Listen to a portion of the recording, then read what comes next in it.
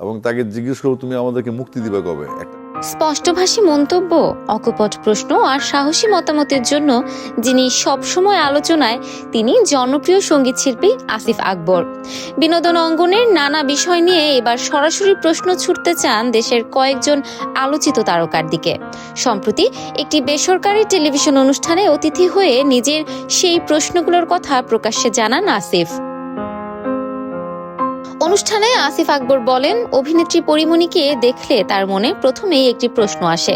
তার ভাষায়, পরীমণি খানিকটা খামখেয়ালি প্রকৃতির, তাই সুযোগ পেলে তিনি সরাসরি জানতে চান কবে তিনি নিজেকে গুছিয়ে নেবেন, কবে সেটেল হবেন এবং কিভাবে সেই পরিবর্তন আসবে। আসিফ বলেন, আমি তাকে জিজ্ঞেস করব, তুমি আমাদের মুক্তি দেবে কবে, একটা কিছু করো, সেটেল ডাউন হও।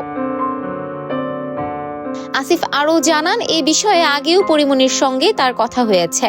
তিনি বলেন, পরীমণি সবসময় হাসি খুশি থাকেন এবং জীবনকে খুব হালকাভাবে নেন, যা তার একটি ইতিবাচক দিক বলেও মনে করেন এই গায়ক। তবে প্রশ্ন শুধু পরীমণিকে ঘিরেই সীমাবদ্ধ নয়। ঢালিউড সুপারস্টার শাকিব খানকে নিয়েও রয়েছে আসিফ আকবরের সরাসরি কিছু প্রশ্ন।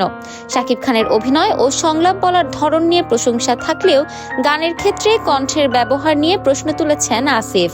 তিনি মনে করেন, সংলাপের সময় শাকিবের কণ্ঠ ভারী হলেও গানে গিয়ে তা হঠাৎ ভিন্ন হয়ে যায়, যা প্লেব্যাক গানের ব্যাকরণ অনুযায়ী ঠিক মানানসই নয়।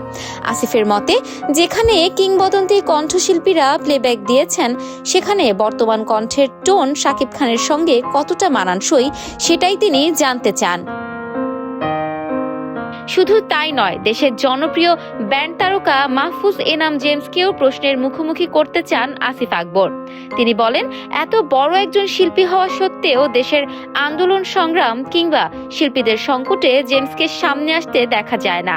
সামাজিক যোগাযোগ মাধ্যমে নানা বিষয় শেয়ার করলেও শিল্পী সমাজ বা জাতীয় সংকট নিয়ে তার অবস্থান স্পষ্ট নয়। ইফফাত আরা আইরিন, ক্যাম্পাস টাইমস।